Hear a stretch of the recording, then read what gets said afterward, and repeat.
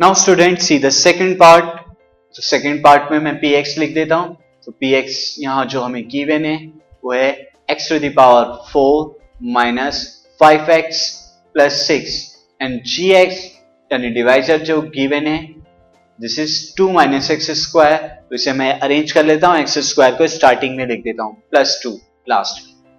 Now divisor dividend की जगह x to the power 4।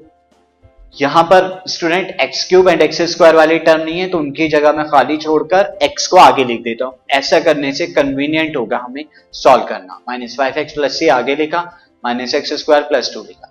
Now minus x square को x to the power 4 बनाने के लिए माइनस एक्स स्क्वायर से मल्टीप्लाई कराई तो क्वोशिएंट में minus x square into minus x square is plus x4 and plus 2 into minus x square is minus 2x square. Sign change, ये cancel, minus 2x square plus 2x square minus 5x plus 6।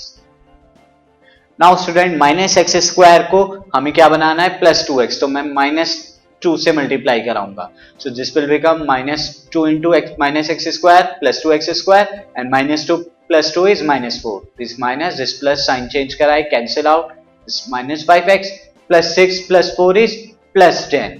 तो अब हम यहाँ पर division process stop कर देंगे, degree 1 हो गई है क्योंकि एंड डिवाइजर की डिग्री 2 है। So therefore quotient qx is equal to minus x square minus 2 and remainder rx is equal to minus 5x plus 10। ये हमारा remainder. So this is the final answer.